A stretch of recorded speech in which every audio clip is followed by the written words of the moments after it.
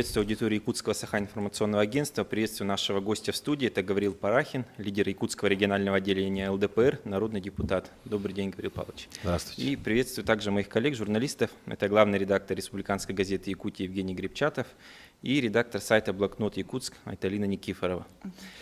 Вот, Гаврил Павлович, буквально вчера в СМИ вы сказали следующее, что высшее должностное лицо субъекта полностью имеет право увольнять мэра, если человек не исполняет свои прямые обязанности. Я вот процитирую ваши слова. Если человек не справляется со своими обязанностями, при этом ворует, то президент Российской Федерации и глава республики, конечно, имеют право убрать этого человека.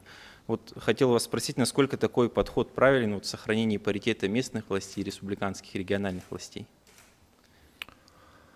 Ну, я как бы там вкратце объяснял, если в таком масштабе выбрали нашего президента России, да, наши все жители страны, то он имеет полное право убрать губернатора, если губернатор не справляется. Это будет проще гораздо. И меньше выборов, и меньше всех вот этих авантюрных схем, да. И гораздо экономно получится в этот раз, ну, в этих выборах получится гораздо экономно. Если мы говорим про главу нашего субъекта, там, допустим, Якутии, да, я считаю, почему бы нет. Потому что многие главы поселений, там, наслегов, да, мы сейчас говорим, там, или там мэры наших городов и поселков, они избираются в своей кучке, у них есть возможность, имея какой-то свой ресурс и имея какое-то количество денег, естественно, пройти и стать руководителем. Но после этого он не справляется. Мы уже не раз, и партия ЛДПР, и Владимир Вольфович, и я это поддерживаю, как руководитель предприятия и руководитель партии ЛДПР. Если человек, у меня заместитель, не справляется, это, грубо говоря, заместитель, почему я его не могу убрать? Но вы не видите в этом неуважения к избирателям, которые отдали свои голоса за главу района, главу поселка, и потом просто которого снимают? Не, ну я сейчас опять еще раз повторюсь. На таком маленьком уровне, то есть стать главой там, России, да, и главой там, Республики Саха гораздо сложнее и проблематичнее. То есть все-таки население идет на эти выборы и выбирает реально. А если мы говорим про маленький субъект, где там население 500 человек или там 20 тысяч, естественно, тот глава, может быть, зайдет неизвестно из какого мира и откуда, с какой ситуации. Да, за него проголосовали, но жители могут ошибиться. А глава республики или президент страны, он всегда это видит. Поэтому я считаю, это нормально. И в этом, может быть, какая-то есть подковырка, да, там, подумать. Но если брать в масштабном масштабе и понимать, то есть мое личное, опять же, это мое личное мнение, я согласен. Гаврил Павлович, вот ЛДПР на федеральном уровне многие обвиняют в соглашательской позиции с властью, то есть ЛДПР поддерживает многие инициативы «Единой России». Вот и на региональном уровне вы вот тоже публично высказываете поддержку решения региональных властей. Это значит, являются ли вот эти все вещи, то, что ЛДПР фактически перестал быть оппозицией? Нет, ну, опять же, я знал, я предполагал, что этот вопрос будет, и там передо мной кто выступал, там, Тумусов, и вы задавали этот вопрос. Тут, знаете, я уже как бы много об этом тоже говорил, но сейчас я вам тоже скажу, потому что это на самом деле очень интересно. Я никогда и постоянно говорю и задаю вопросы тому же главе на предпоследней сессии, когда он отчитывался, да, задавал вопросы. Я постоянно высказываюсь по поводу того, что он делает. Но я рад, что, допустим, если бы мы задумались о том, что кто бы пришел за место него и как бы он себя вел бы, тот же Березкин, тот же Тумусов, что бы получилось? Я смотрю на человека, мы говорим про нашу власть, да, если говорим конкретно про нашего главу, да, в своем возрасте, со своим весом, да, то есть ситуация, которая он летает, он делает, он все равно, я ему тоже это сказал, да, дома строятся, но у нас жилье 100 тысяч за квадратный метр. Почему? Это же неправильно, да, много жилья, 100 тысяч за квадратный метр. Почему мои дети ходят в школу по 40 человек в классе, да, а в Москве, в Подмосковье, в Питере по 18 человек, по 20 в классе и в одну смену учатся? Хотя он говорит, да, школы строятся. Все делается. Но опять же, почему мне кто-то задал вопрос из «Единой России», с моего парламента, ты голосовал за бюджет? Я говорю, нет. Почему? Я говорю, потому что вам дайте 1 000 000 рублей и дайте вот человеку 1 000 000 рублей. Вы с миллиона сделаете 100, а человек сделает с миллиона 1 500 000. И вы вроде бы заработали денег, и он заработал денег, правильно? Но он заработал 1 500 000, а вы 1 100 000 всего. Но вроде бы эти деньги не потерялись, они остались. Поэтому надо давать возможность находить людей, у нас просто голод в кадрах, и находить людей, чтобы они реально воплощали мечты и действия гораздо больше, чем предшествующие. Жандоров, да, хороший, Валерий, я по отчеству не помню, хороший министр, да, но надо попробовать дать другому шанс поработать в экономике. Вы предлагаете бюджетные деньги пускать в оборот, что ли? Нет, ну не то, что в оборот, нет, мы сейчас говорим не за это, как можно распоряжаться деньгами, понимаете? Как можно распоряжаться деньгами. Вот вы, кстати, про команду Бориса очень так критически высказались. Вот я у вас комментарий брал, когда вы сказали, что есть вопросы к некоторым членам команды. То есть главе республики вопросов нету, но есть вопросы к некоторым членам его команды. Вот кроме Жандорова, это кому еще вопросы у вас есть? Не, вообще мне команда сейчас последний раз понравилась, которая была в общем, то, что она молодая стала. То, что, может быть, не особо опыта есть, ну, тут же это новый срок, да, я считаю. И я думаю, что год-два покажет, ну, что дальше будет, да. Мне не понравилось только в команде, что, опять же, из-за голода, видать, кадров, что какие-то идут перестановки с одного в другое место, другого, ну, в третье, да, с третьего в четвертое, и вот так они, получается, друг друга, ну, меняют местами. Вот это. Просто мы уже говорили не раз, и говорил Владимир Вольфович, дайте нам шанс, оппозиционным партиям, дайте, у меня очень много есть талантливых ребят, но нам же не дают, я предлагаю. Дайте нам сейчас в Алдане выиграть. Давайте попробуем. Нет, мы сами напишем заявление, если он не будет справляться. Но нет же, не хотят. Я заходил, спрашивал. Дайте нам попробовать, возможно, шанс. Все-таки где-то в каком-то регионе нашей республики, да, ну, тем более Алдан это испоконно люди, которые живут, ну, славянское население, которое в свое время перебралось там, да, десятками поколений. То есть люди оттуда не уезжают практически. Я имею в виду там. Насколько правильно просить оппозиции дать шанс, чтобы власть дала шанс? Оппозиция же должна добиваться. Мы сейчас и будем добиваться. Они сказали, нет, мы, конечно, я буду добиваться. Понятно. Будем добиваться. То есть вы считаете, что выборы это все-таки переговорный процесс, да, а не воля избирателей? Ну, а давайте сейчас вот, ну, как вы думаете, вот в Забайкале выиграл наш Ольховский, реально выиграл? Но его сначала назначили. Да, потом нет. Ну а кто у нас выиграл? Только Новосибирск только, я как напоминаю, там только коммунисты выиграли. Я считаю, что очень тяжело 100% выиграть от оппозиции, если чуть-чуть не договориться там, или не пойти на какие-то компромиссы, да, где-то. Я думаю, что это очень тяжело. Но, конечно, бы хотелось. Это, во-первых, большие деньги. Партия ЛДПР не имеет таких денег, да, чтобы там на какие-то... Я потратил на губернаторские выборы, которые на главу, да, около 2 миллионов, там, по-моему, если я не ошибаюсь, там, или 2 с копейками. Понимаете? И посмотрите, что сделал Березкин, да? То есть, там, и до сих пор еще рассчитаться не может, там, только по официальному счету. Поэтому... А на какой электорат вы опираетесь? Мы сейчас говорим про деньги, а деньги это коммерция, население. а коммерция это уже все неправильно. Мы сейчас говорим, ну, то есть, я считаю, что тяжело очень, если не будет поддержки, если не будет. Мы же опять же, надо же пускать туда адекватных. Я, допустим, когда были, я очень рад, что мэр АСН стал, Сергеевич. Я очень рад. Там реально не было достойного кандидата из тех кандидатов, которые были, которые адекватно относятся к тому и к тому. И то, что сейчас, и сам я знаю, лично знаю его, и то, что вот эта постановка, то есть уважение к там, ну, коренные там, жители и не коренные, там, да, или там родившиеся здесь, это тоже как бы там русский якут русский, это, то есть вот это когда стоит, это тоже очень правильно. Уже какой-то компромисс есть, да. Тем более ЛДПР, это мы же говорим сейчас все-таки, как бы там ни было, партия, которая говорит много о русских, да, о русском языке, о людей, которые... Григорий Павлович, вот вас спрашивают, ваш электорат это кто? Все, кто думает по-русски. Все, кто живут в России, они понимают и не разделяют. Я же родился тоже здесь, да. Я бы, скорее всего, если я вот был вопрос, то недавно задавал. Если бы я владел бы якутским языком, вот я бы думал, что я мог бы, у меня были бы шансы, и я бы нашел бы какие-то, может, даже ресурсы, чтобы пободаться за кресло главы республики, да. Но, тем не менее, Гавриил Павлович, допустим, при подготовительном этапе, да, на выборы на Илдархана, при прохождении муниципального фильтра у вас был невероятный рейтинг в Чурапчинском и Верхневилюйском улусах. И когда открыто члены «Единой России» отдали свои голоса депутатам местных советов, вы им не предлагали перейти на вашу сторону, укрепить свои позиции в национальных улусах? Нет, ко мне приезжали люди, которые за меня отдавали свои, вот даже с Чурапчи, да, ко мне приезжали, знакомились, он там оказывался мой тезка. Многие отдавали, потому что мне имя говорил, понимаете?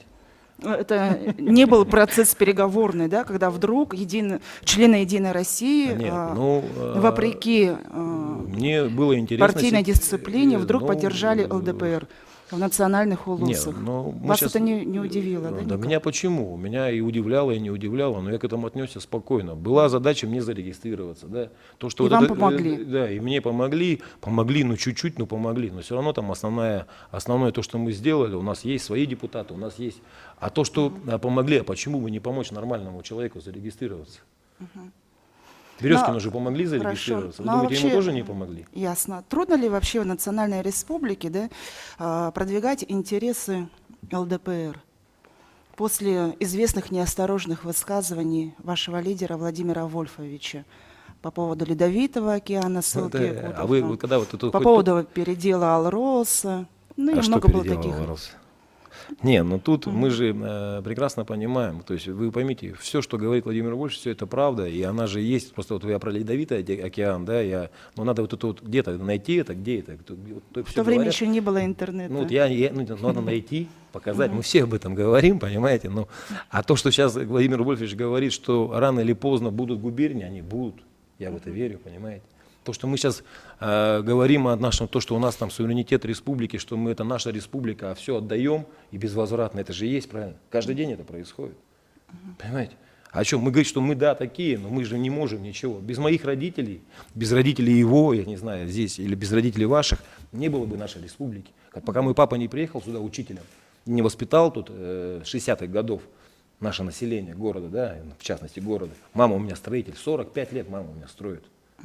Вы считаете, что эта республика, это такая же моя? Я сам здесь родился, и что, чем я отличаюсь? Не, от ну того, надо отдать вам должное, потому что именно при вашем руководстве ЛДПР стала парламентской партией, да? И именно при вас сейчас и есть депутаты местного уровня, ну вот Алдан, Ленск, на севере, я знаю, тоже есть очень такие вот яркие депутаты вот, местного уровня.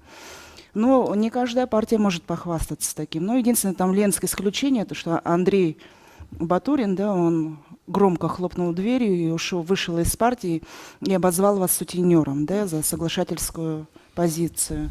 Мгм. Ну вот не каждый этим может похвастаться, да, но тем не менее, как бы в Илтумэне, честно говоря, вас не видно. В смысле, Не видно ваших законодательных инициатив. Не видно, как вы реагируете на те или иные острые вопросы, которые сейчас на слуху в республике. ну, давайте сейчас про парламентскую мы начнем, потом про то, что я сделал, или наоборот можно, я не знаю, давайте так. Про то, что просто болтать языком, как болтают коммунисты, я не хочу, понимаете? Законодательные инициативы, я сам по себе, я вообще педагог со спортивным уклоном, если вы знаете, да, то есть я занимался 9 лет боксом, достиг там звания кандидата мастера спорта, но выполнял норматив мастера спорта. Руководство республики в плане бокса хотели сделать меня тренером, да, но 90-е годы там перевернули ситуацию, я там работал и в лагерях пионерских, и в школе практику проходил постоянно, я чемпион республики еще по бальным танцам, по акробатическому рок-н-роллу, то есть все, что связано с танцами, с боксом, на кардионе я 8 лет отыграл. И поэтому для меня, понимаете, то есть ближе всего то, что почему я вошел в комитет по семье, то есть отец я 3 детей, почему зашел. То есть для меня это ближе вот то, что связано с семьей, комитет по семье, то, что связано со спортом.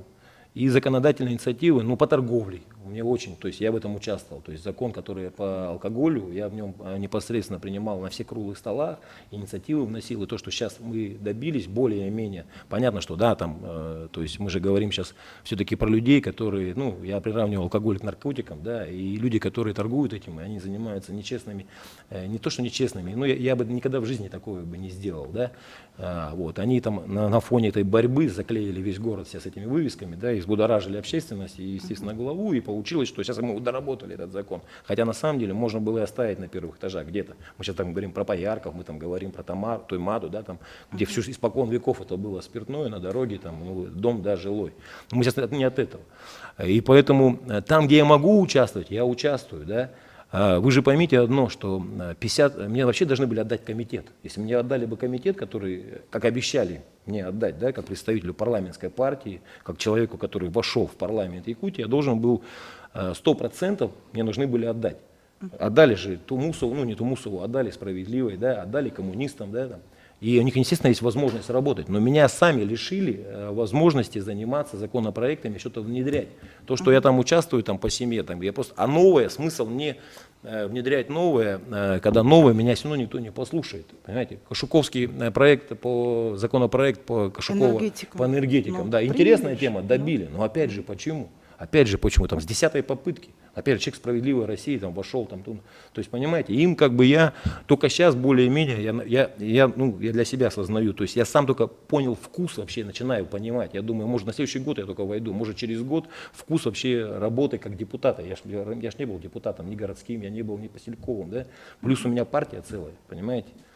Вы поймите, что заниматься или депутатской надо, или партией. Я просился у Владимира Вольфовича, чтобы меня отстранили от поста руководителя партии, чтобы я занимался чисто депутатской деятельностью. А что у нас Тумусова видно? Депутата Госдумы. Он только сейчас появился перед выборами. Предприниматели, которые дают 100 рабочих мест, отдают. 100 рабочих мест. Но, тем не менее, я вас вижу на сессиях городской думы. Я думаю, как он все успевает? И бизнес, и партия, и народный депутат республики. Ну, у вас, в общем, сферы я интересов считаю, такие что обширные. в парламенте я сейчас впитываю как губка, да, молчу, но такие вопросы, как я задал главе, никто их не задавал. А я нормальные задал вопросы, на которые человек не смог внятно ответить. Понимаете? То есть, а задавать то, что он знает, на то, что он знает ответы, или как коммунисты задают вопросы, на которые сами знают ответы и задают вопросы. Вы заметьте, что они вообще задают. Гаврил Коммунисты. Павлович, давайте... Да, Гаврил Павлович, я вот тут, наверное, не стоит забывать, что Гаврил Павлович всего один представляет партию ЛДПР, да, в нашем Трое городе. было бы, двое хотя бы было бы. Одному, конечно, сложно что-то продвигать, какие-то законодательные инициативы. Я немножко о другом. Вот я знаю, что вы закончили 10-ю школу, мы с вами из одного района, да. Я закончил 15-ю школу, и мы из рабочего городка, да. И вот я знаю, что ребята, как бы до нашего возраста из рабочего городка, но мало кто из них мечтал стать политиком, и, да, возглавить партию.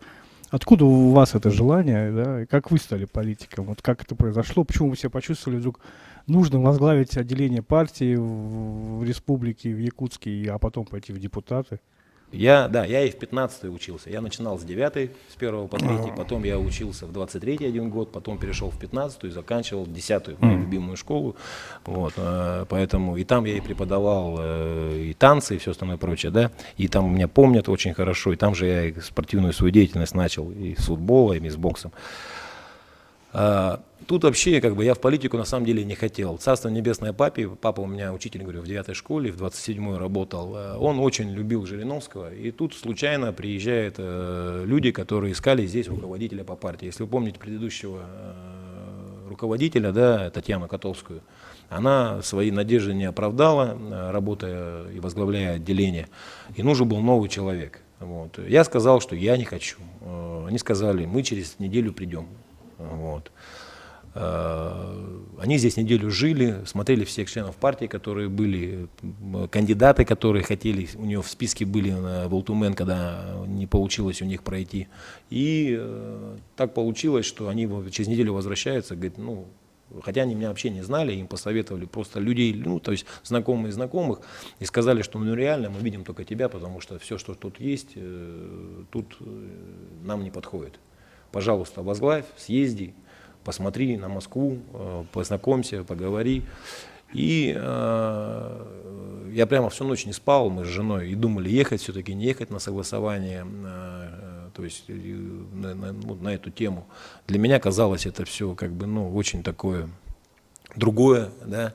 И я поехал. Ну и так получилось, что Лебедев, который было последнее согласование, Лебедев, это Игорь, это сын Владимира Вольфовича, да. Он последний, кто меня согласовывал, то есть за ним было последнее слово, потому что Владимира Вольфовича Жириновского тогда не было в этот день, когда меня согласовывал Высший совет. Вот. И я, зайдя к нему, смотрю, у него все в мячах, все в кубках спортивных. Он мне задает вопрос, есть ли у тебя вопросы какие-то, боишься ли ты, что ты оппозиционер, у тебя есть небольшой бизнес? Я говорю, нет. Я ему говорю, задай вопрос, я говорю, мы, по-моему, ровесники. Оказалось, что мы обои 72-го года. И как бы, ну, улыбнулись друг другу, пожали руки. Он сказал, что если будет тяжело, всегда обращайся, мы тебе поможем. Если будет влияние властей там, или на бизнес, или на семью, и все остальное прочее, все-таки национальная республика. И все.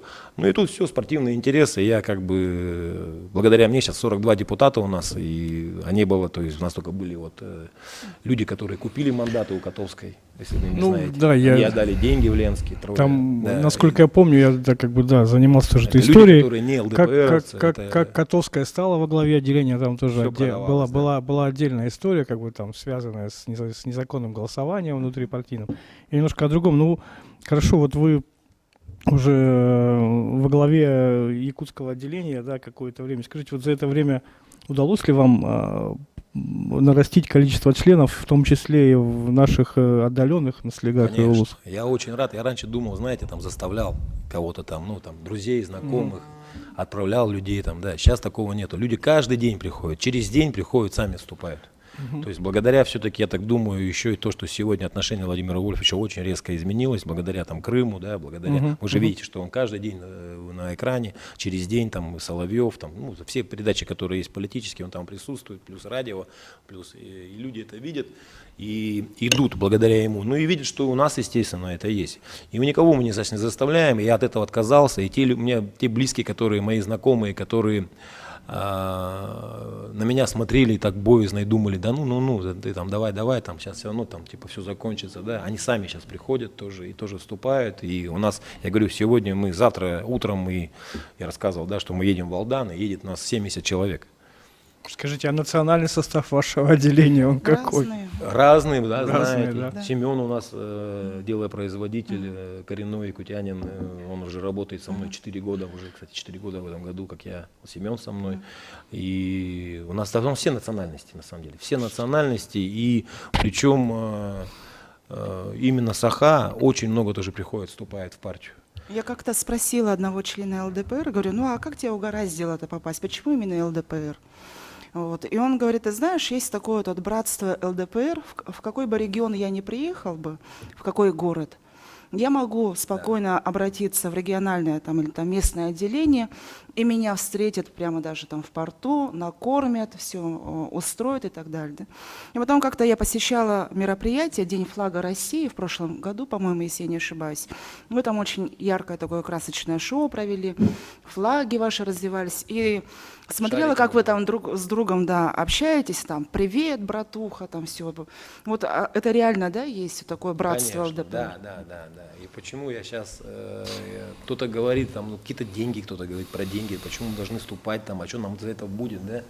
И многие не понимают, и сейчас, ну, то, что я вообще сейчас спокойно чувствую в любом регионе сейчас России, да, там не то, что провожают, там встречают, я говорю, вы правильно говорите, накормят. Там вот я, когда там едешь на машине, да, или там проездом, это просто такое отношение фантастическое. Почему? Потому что Владимир Вольфович сейчас последний раз, я же вот сейчас присутствую постоянно на съездах, на слетах, там, посвященные сейчас 25-летию съезд был, не съезд, а 25-летию съезда, там, последнего, там, 25 лет партии, да, вот были мероприятия, которые в декабре, потом в марте были, да, я вот ездил, летал. И у меня там, я один раз, ну вообще, я как бы, ну, у меня слезы, не сказать, что там сильно близкие, он выступал, и я чуть не расплакался, реально, хотя я уже слушаю там 100-й раз, там, да, я его слушаю. Реально, это, ну, это люди, которые с большой буквы, которые честные, порядочные, которых не видно. Когда у нас есть там, попадают люди всякие разные, да, но в общем я считаю, что вот это отношение в партии, да, и как он сказал, что мы не какая-то там секта, да, людей, да, мы самая старейшая партия, реально, мы самая старейшая партия. Самая старейшая парламентская Да, в России да. вообще-то, И да, мы, говорит, КПРФ люди, даже которые, позже. не надо денег, просто совет уже Да. хорошо, общение уже класс, знакомство с другими людьми. И никакого, я ездил поддержать нашего губернатора Смоленской области Алексея Островского со всеми депутатами, ну я случайно оказался в Москве, и они меня с собой взяли в поезд. Ему все депутаты поехали Госдумой, и я только единственный, кто был депутат Заксобрания, да, но я просто там, ну, такое впечатление, что ты едешь там с друзьями, с ровесниками, они же Госдума. Гаврил Гаврил Павлович, Павлович. а можно уточнить? Вот вы публично заявили о том, что будете участвовать в следующих выборах главы Якутии. Вот вы этих намерений не оставили, вы пойдете на выборы?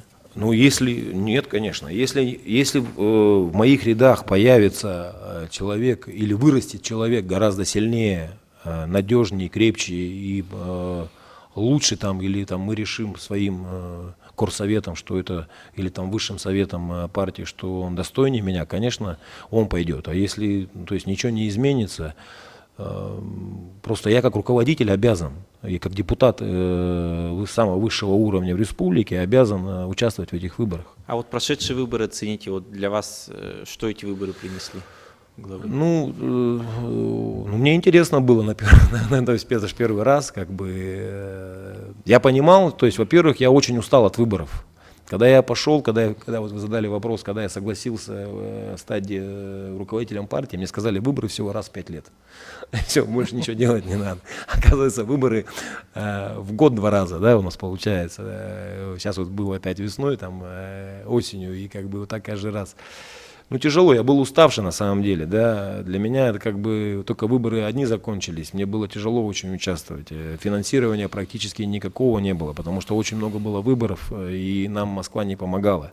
Своих средств выделять на такие мероприятия, особо не то, что не хочется, их и нету, потому что сейчас такое время, да, вообще наступало, как раз это было тоже уже предчувствие кризиса, предчувствие вот этого всего. И поэтому, опыт раз, отношение ко мне как бы вообще изменилось, и я понимаю, что я сам маленько стал другой. Вот это как бы да. А вот с другими кандидатами как-то общались в период? С Березкиным я общался, да, очень сильно общался. Как сильно там, 2-3 раза мы общались по нему. То есть, а по поводу чего вы общались? Вы хотели объединиться или Нет. Или размежеваться? Мы-то ни с кем, я ни с кем и никогда... Вы уже сразу сказали, что будете только участвовать, а не побеждать. То есть я сказал, что я буду точно участвовать, победить это же как бы...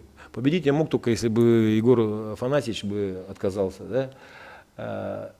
И Березкина бы я не дал бы зарегистрироваться. То есть там был же вопрос по подписи, да, и как бы ту подпись, которая была с 2 сторон задействована, там непонятно какими. Мы сейчас говорили про эти подписи, видите. То есть был момент, когда... Вы поддержали тогда Березкина. Я его, понимаете... А Березкин потом пытался вас снять, насколько я помню. Да, я его поддержал, а он все в обратку. Так нет, дело в том, что я почему маленький-то процент набрал. Не потому, что там я такой плохой там, или никому неизвестный, потому что Березкин их забрал мои проценты, понимаете. То есть ему дал шанс, а он еще потом меня и хаял за это. Гаврил То есть, говорите, не делай. То есть есть вот такая категория людей. Я почему говорю, что Егор Афанасьевич, как бы ни было, да, из всех кандидатов, кроме меня, естественно, я уже это не раз говорил, что единственный, кто может спасти республику, это только я. Но в это никто не верит. Дайте шанс и увидите. Гаврил Павлович, вот вы сказали, вообще как бы обычно так бывает, да, когда кандидат оппозиции проигрывает выборы, он говорит о том, что все было нечестно, и заранее известно, и все подстроено. Ну а вот на ваш взгляд, это была конкурентная борьба, или это как действительно все там было решено изначально? Березкин, я считаю, работал. Я считаю, что таким выбором, вы сейчас говорите, что там меня мало видно в парламенте, да? Я думаю, что в следующий созыв, если все будет нормально, я буду уже совсем другим. И следующие выборы главы региона тоже будут совсем другие. Естественно, я пойду с другим настроением. Первый раз всегда тяжело, на самом деле. Вы сейчас, любой из вас возьмите, что вы делали в первый раз, да, и получалось ли это, не получалось. Я вот сегодня буду жарить шашлыки, а мне там советуют, пришел, как надо варить, как делать шашлыки. Я говорю, знаешь, сколько я их готовил? Сын, там подсказывать, папа, или спрашивать, как что. Сына, даже не представляешь, сколько. Я говорю, ни один армян со мной не сравнится, как я делаю шашлыки. А сейчас тебя попроси сделать шашлыки, ты, может, первый раз их будешь делать, тоже не сможешь. Поэтому тут первый раз это очень тяжело на самом деле. И такой статус, как глава региона, да, это же национального региона. У меня всего 16 отделений из 35. Понимаете? То есть больше половины у меня выпадает. И, естественно, там, где у меня есть там регионы, где у меня 0,01 у партии ЛДПР процент. Да? Мы сейчас говорим, что мы идем по Беркатиту, пойдем сейчас на эти выборы, да? У нас пойдет депутат районный Матяш, там у нас 26%.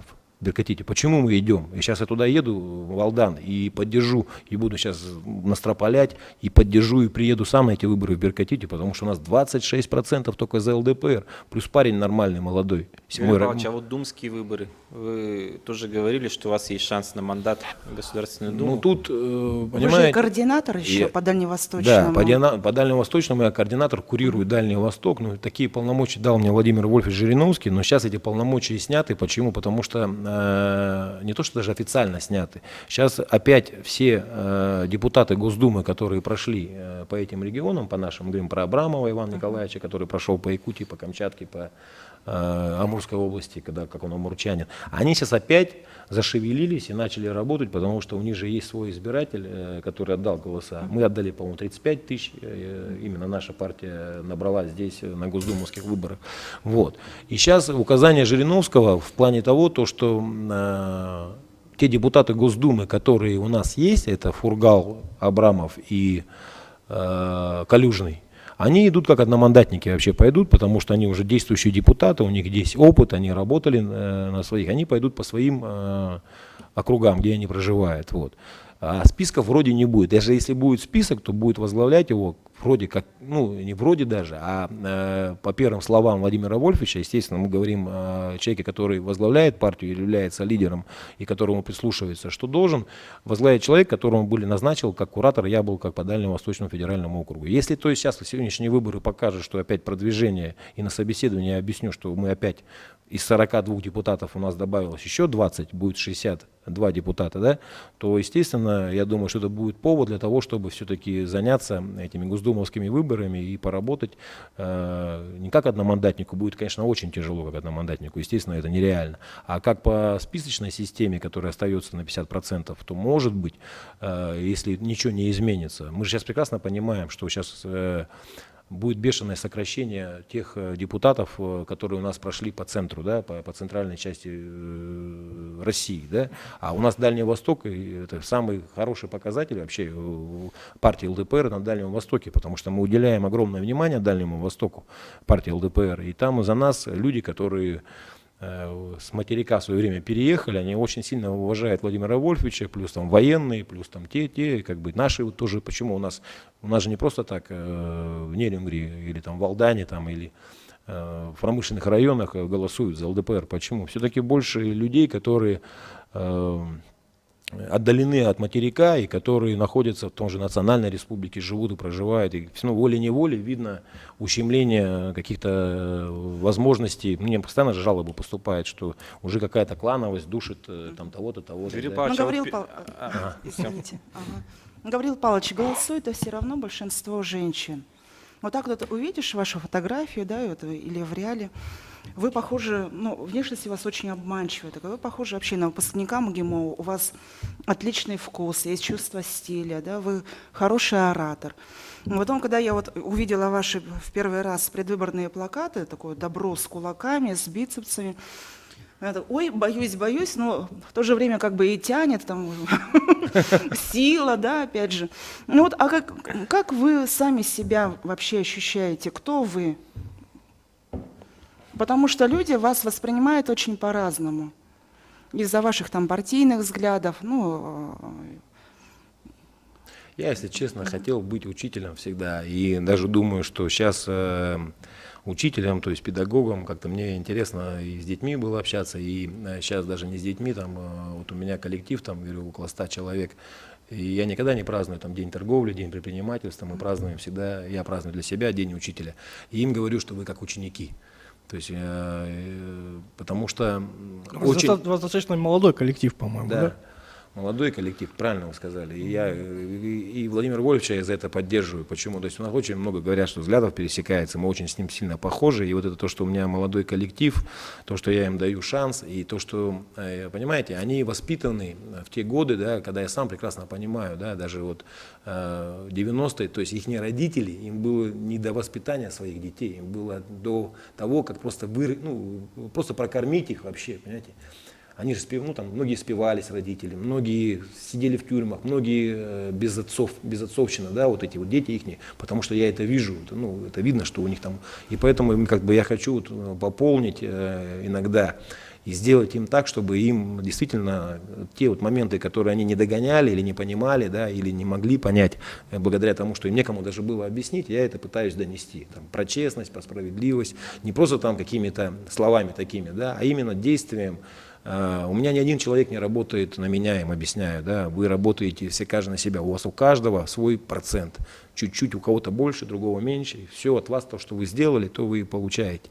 И поэтому вы сейчас говорите про то, какой я. Скорее всего, я вот думаю, что я больше как бы Поэтому у меня, может, и детей трое, да, не остановился я на один. У меня разница 11 лет между старшей дочерью, которой 20 лет, и маленькими дочкой и сыном, да.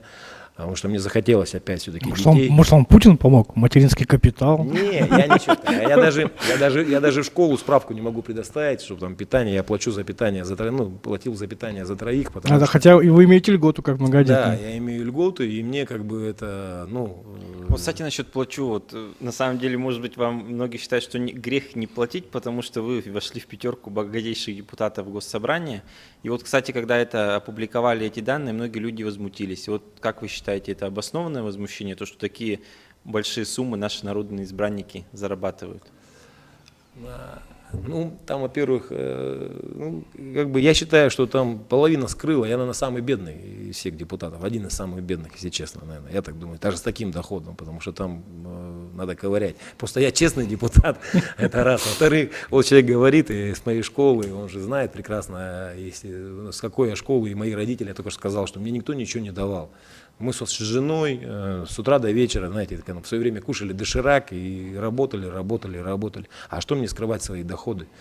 И как бы даже они как бы там маленько неправильные, там же много, то есть это доходы, которые показывают налоговая, как индивидуального предпринимателя, там куча еще расходов не показывают, там маленько другой совсем заработок. И я даже не хочу на эту тему оправдываться, потому что то есть кто понимает, это понимает, да, по этим, как индивидуальный предприниматель отчитывается, да, то есть там же не показаны кредитные ставки, сколько там оплачивается по кредитам, по расходам, там, по зарплате, там все остальное прочее. Поэтому тут я как бы на эту тему вообще отношусь спокойно. А я считаю, что, то есть я когда там все смеются, почему там Владимир Вольфович там на Майбахе ездит, да, там, и там все остальное прочее, да, он заработал или там ему подарили, неважно, это его. А вот депутаты, которые показали маленькие доходы, то есть были такие народные избранники, которые за год заработали там 270 тысяч. Вы считаете, вот это вот нормально такие доходы показывать или нет? Я не знаю. Я там, как-то уже помните, был момент там на выборах, я показал, в каких выборах, я уж не помню, показал там что-то я 10 миллионов, или написали, что я на 10 миллионов обманул там. Я написал, как есть, там, как по моим расчетам, сколько я получаю, там реально там посчитали с бухгалтером там и все. А оказалось, что на 10 миллионов обманул. Я потом теперь и не стал, естественно, я сейчас начал брать справку с налоговой. Ну вы не сознательно обманули или сознательно? Нет, не сознательно, конечно. А тут, люди, значит, умеют как-то прятать. То есть люди, опять же, говорю, что я же совсем недавно в политике, я считаю, там 4 года, там, из них там 3 только вот более-менее начал работать, да, там активно и понимать. Это же политика и торговля похожа, да, бизнес, да, но тут еще же понимаешь одно, что, понятно, в бизнесе тоже есть подковырки, но тут же сталкиваешься с неправдами, с хитростями, со всякими уловками, которые придумывают вот это все. То есть к следующим выборам, возможно, вы тоже резко победнеете, да? Нет, я не победнею. Я не победнею, просто мне сейчас придется закрывать свое индивидуальное предпринимательство рано или поздно, потому что если я сейчас все-таки буду делать ставку на Госдуму, опять же, я особо туда не рвусь, но мы понимать должны одно. Почему? У меня были попытки туда уже. Владимир Вольфович согласовывал меня, но Высший Совет меня не согласовал, просто их не понравилось то, что он очень сильно меня полюбил в свое время, да, и как бы сейчас нормально относится Владимир Вольфович. Не то, что даже полюбил, правильно сказать, у него какая-то симпатия появилась. И ко мне даже не потому, что я такой хороший, да, а потому, что я с Дальнего Востока, и уже человек поменялся, отношение к Якутии у него поменялось, и он... Был там момент, рохмистра убрали, и я должен был, уже приехал, все на согласование, меня он согласовал, а Высший Совет там одного голоса не хватило, потому что там Оренбург, у нас там есть тоже, Парахин только стал депутатом Заксобрания, теперь он в Госдуму зайдет, это было в том году. Вот, поэтому тут сейчас готовиться к этому, ко всему, да, и мне волей-неволей, если идти на это уже, я думаю, что надо на это идти, это уже спортивный азарт, то есть я уже прошел этот уровень, мне он интересен, хотя я до конца его еще и не почувствовал, парламент, я имею в виду Якутии. Мне можно, по идее, остаться и дожить еще там, поработать, посмотреть, показать, как говорит человек, уже заявиться там. У нас тоже, видели, я там список составляли там эффективных, я там рядом вместе с Володей Федоровым. Вроде бы человек столько говорит, там, да, там столько всего, а оказывается, по рейтингу мы с ним... Вы так любите говорить про других, да, вот все-таки про вас, любимого. Все-таки ваша политическая самоидентификация, да, вы демократ? Наверное, да. Вы либерал? Либерал. Ну, как-то в демон. последнее время, ну, демократ это еще раньше, да, как-то это слово опошлили еще со времен Ельцина, да, а слово либерал в эпоху Путина уже имеет совершенно как бы конкретный такой оттенок, скажем так, негативного характера, да, хотя я считаю, что это абсолютно неправильно. Но вы, значит, кто? У нас же либерально-демократическая партия. поэтому- Я так с удивлением прочитала вашу газету, вот этот вот номер, да, где вы либералов с демократическими ценностями просто прямо тряпками. Ну, ничего страшного, очень. Ну, то есть я так удивляюсь, ну, ЛДПР Смотря какие и... опять либералы, опять... Но, смотря то есть какие- они бывают все-таки разные, да, конечно, правильные потому и что- неправильные, Да, да? ну, Вы же- правильные, а неправильные это кто?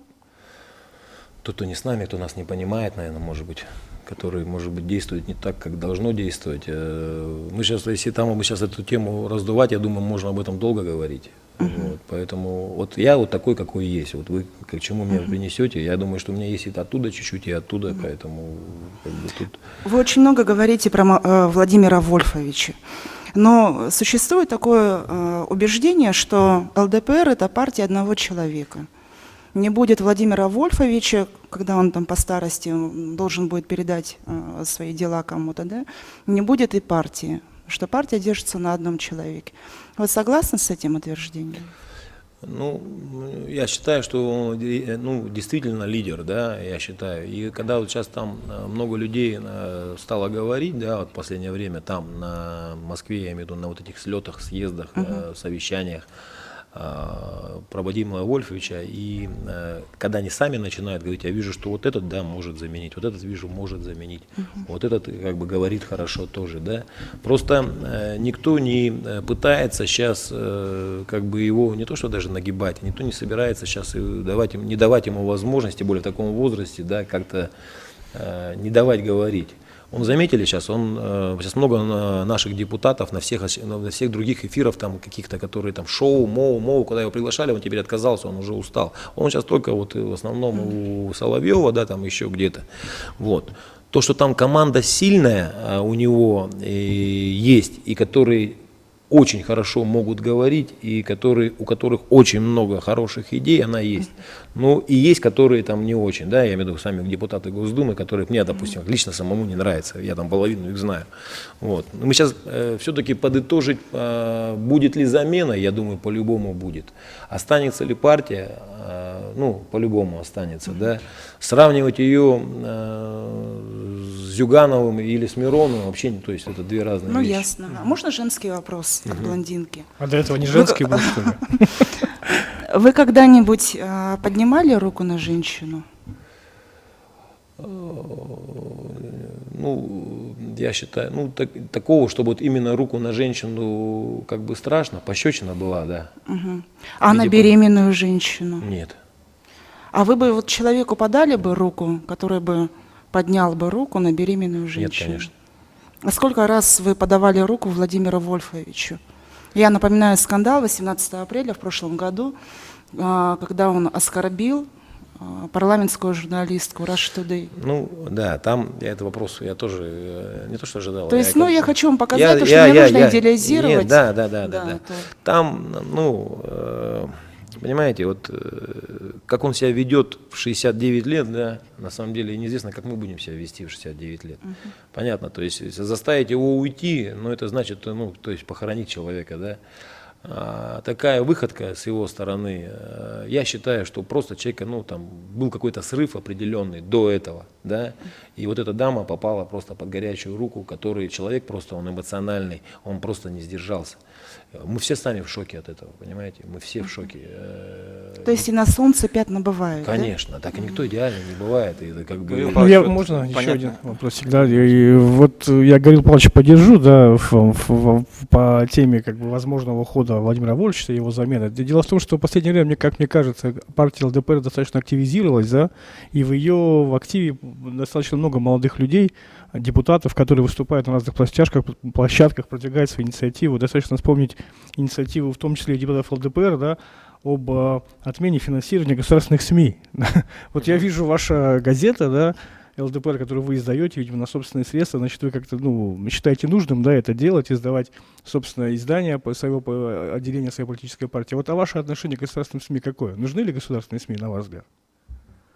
Да нужны, наверное, я думаю, все СМИ нужны. Просто как они, то есть, опять же, как поставлена работа, кто ими руководит, я считаю, что, то есть, как бы это нормальное явление. То есть вы считаете, что должны быть представлены все СМИ, частные СМИ, конечно, государственные СМИ? конечно, всем надо давать возможность работать. Это же рабочие места, это развитие, и как бы в этом отношении, вы сейчас говорите, это все нормально.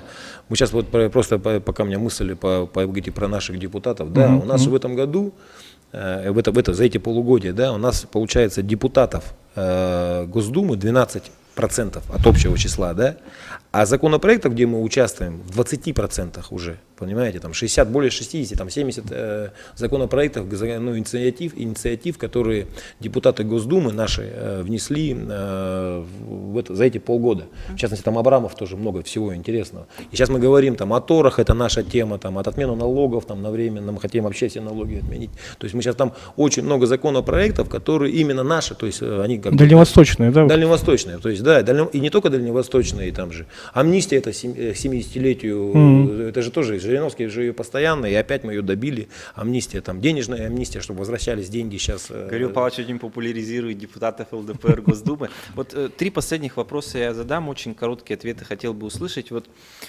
если в Якутии политической оппозиции, кого к ней вы отнесете?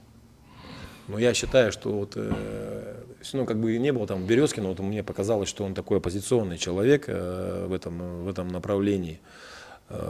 Коммунисты, понимаете, тут, что такое оппозиция? Ну, понимаете, если ты что-то предлагаешь, альтернативу, да, какую-то другую, и ты ее можешь решить, понимаете? Вот это как бы оппозиция, то есть сделать своим делом, мое мнение такое. Но я не вижу, в частности, со мной сидит от «Справедливой России» Василий Тимофеев. Рядом прямо со мной сидит. Но умнейший человек. Я говорю: Вася, если я выиграю на главу, я тебя сразу сделаю министром финансов. Знаешь, вот он у нас «Справедливая Россия». Он такие вопросы задает Жандорову, каверзной. Я просто в этом, я как бы маленько имею отношение к бизнесу, да. Очень умный мальчик. Я таких людей, я говорю, вот его взял бы и поставил. Он, кстати, работает в Росбанке, там, начальником каким-то отдела кредитования. Очень мне нравится. Вот, есть, да, вот такие. А то, что это как бы от оппозиции он же человек, да, но он не кричит всякую ерунду, да, а делает, конкретно задает Жандорову вопросы, там, министру экономики. Если вы слышали, смотрели, наверное, вы видели, какие он вопросы задает. Такие профессиональные, точечные, которые, депутатов половина вообще не понимает, что они говорят. Вот это. А так я считаю, что, просто, как бы сейчас говорите, чтобы мы сейчас будем кричать, орать и говорить, что все плохие, это же не оппозиция. Вот, поэтому я считаю, что, есть оппозиция в лице, допустим, вот Тимофеева Васи. Хорошо, понятно. Вам хотелось бы изменить какое-то ранее совершенное решение или поступок? Еще раз. Хотели бы изменить какое-то ранее совершенное решение или совершенный поступок? Наверное, просто я сейчас не задумывался. Но были такие моменты, что, может быть, я что-то вернул назад. Не пошли бы в главы ЛДПР, например, да? Глава ЛДПР? По республике имеется. Нет, я на самом деле, с другой стороны, жена меня уже как бы столько раз уже говорила, зачем тебе это надо было, все потеряли, столько всего, там, здоровье теряешь, там, нервы, там, и все. Но с другой, знаете, поймите одно, что столько людей начал я вычислять, какие предатели, какие не предатели, какие честные, которые, у меня другое стало отношение вообще ко всему, многому, то есть всего того, чего я не видел вообще и не понимал. А сейчас это я понимаю с полуслова и вижу человека насквозь, и как бы мои, видать, еще педагогические как бы навыки, от отца то, что осталось педагогическое, вот это помогает. И, Гаврил Павлович, вспомните самый счастливый момент в своей жизни. Это когда дети рождались, наверное. Я ходил на роды, их принимал вместе и как бы плакал искренне. Это был Гаврил Парахин. Спасибо вам большое, что пришли. Спасибо.